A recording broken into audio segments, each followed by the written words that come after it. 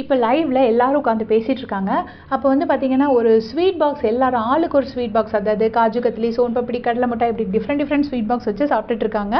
எங்கேருந்து வந்துச்சுன்னு உங்க யாருக்காவது தெரிஞ்சிச்சுன்னா கமெண்ட்ஸில் சொல்லுங்கள்.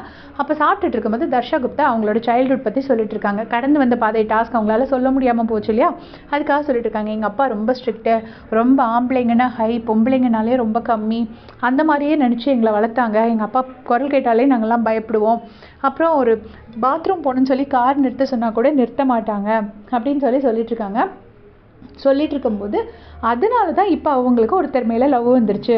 ஏன்னா அவர் வந்துட்டு 2 மினிட்ஸ் பாத்ரூம் போகணுன்னு சொன்னால் உடனே நிறுத்திட்டாராம். ஸோ அதை கேட்டப்போ எனக்கு ரொம்ப சந்தோஷமாயிடுச்சு. என்னடா அப்போ பொண்ணுங்களுக்கு மதிப்பு கொடுக்குறாங்க அப்படின்னு சொல்லிட்டு நானும் அவரை லவ் பண்ண ஆரம்பிச்சிட்டேங்கிற மாதிரி சொல்கிறாங்க. சொல்லும்போது சுனிதா சொன்னாங்க, இவர் ரொம்ப பேர் மினிமம், ரொம்ப இது இருந்தால் போதும் அவளுக்கு அப்படின்னு சொல்லி சுனிதா சொல்கிறாங்க.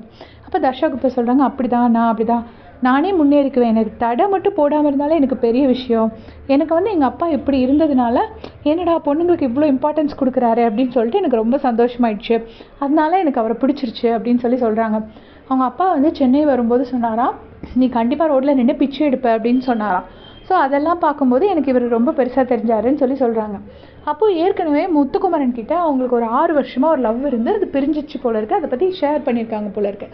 அதை அவர் அந்த இடத்துல சொல்கிறாரு. அது எதனால் பிரிஞ்சிருக்காங்கன்னா, 6 வருஷமாக அவர் வந்துட்டு கரியர், நீ வேலைக்கு போகக்கூடாது, நான் சம்பாதிக்கிறேன்ல, நீ வேலைக்கு போகாமல் வீட்டில் இருக்கணும் அப்படின்னு சொல்லியிருக்காரு. ஸோ இப்போ கரியராக லவ்வான்னு வரும்போது தர்ஷா வந்துட்டு கரியர் தான் அப்படின்னு சொல்லிட்டு அவரை பிரேக்கப் பண்ணியிருக்காங்க. அதை பற்றி சொல்கிறாங்க. சொல்லும்போது முத்துக்குமரன் சொல்கிறாரு, இந்த பாருமா, இப்போ வந்து பழைய காலம் மாதிரி கிடையாது, யாரும் அந்த ஆணாதிக்கத்தில் இல்லை. இப்போ ஒரு 80% பசங்க மாறிட்டாங்க. ஸோ நீ எது வேணும்னு நீ பார்க்குறியோ அது ஆல்ரெடி எல்லா பசங்கக்கிட்டேயும் இருக்குது. ஸோ நீ என்ன விஷயத்துக்காக உன்னோட ஃபர்ஸ்ட் லவ்வை பிரேக்கப் பண்ணியோ அந்த விஷயம் யாருக்கிட்ட இருக்கோ அவங்கள நீ பார்த்து விரும்பு. ஜஸ்ட்டு காரை நிறுத்துகிறாங்க அப்படின்னு ஒரு சின்ன விஷயத்தை பார்த்து நீ யாருக்கிட்டையாவது ஏமாந்துடக்கூடாதுங்கிறத அவ்வளோ பக்குவமாக எடுத்து சொல்கிறாரு. 80% ஆம்பளைங்க இப்போ மாறிட்டாங்க, எல்லாருமே எதை சொன்னாலும் புரிஞ்சுக்கிற பக்குவத்துக்கு மாறிட்டாங்க. ஸோ அது ரொம்ப கம்மி ஆட்கள் தான் அது புரியாதவங்க. ஸோ நீ அதை ஒரு க்ரைட்டீரியாவாக வைக்காமல் அதுக்கு அடுத்த லெவலில், அதாவது ப்ரொஃபஷனுக்கும் கரியருக்கும் இம்பார்ட்டன்ஸ் கொடுக்குற ஒரு ஹஸ்பண்டை தான் அவர் இன்டெரக்டாக சொல்கிறாரு. நீ எதுக்காக நீ பிரேக்கப் பண்ணியோ அதை உனக்கு யார் கொடுக்குறாங்களோ அவங்கள நீ விரும்பு அப்படின்னு சொல்லி கொடுக்குறாரு. ஸோ நல்ல அட்வைஸாக, நல்ல ஃப்ரெண்ட்ஸாக பேசிக்கிறாங்க. நான் தர்ஷா குப்தாட்ட இந்த கேரக்டரை நான் ஃபஸ்ட்டே நோட்டீஸ் பண்ணேன். அவ்வளோ கோவத்தில் முத்து மேலே கத்துனாங்க. முத்து பக்கத்தில் உட்காந்து பொறுமையாக பேசினோடனே உடனே ஸ்வீட்டாக சிரித்து அந்த பழசெல்லாம் மறந்துட்டு நல்லா அன்பாக பேசுகிறாங்க. திரும்ப முத்துவை குத்தி பேசிகிட்டு இருக்கல.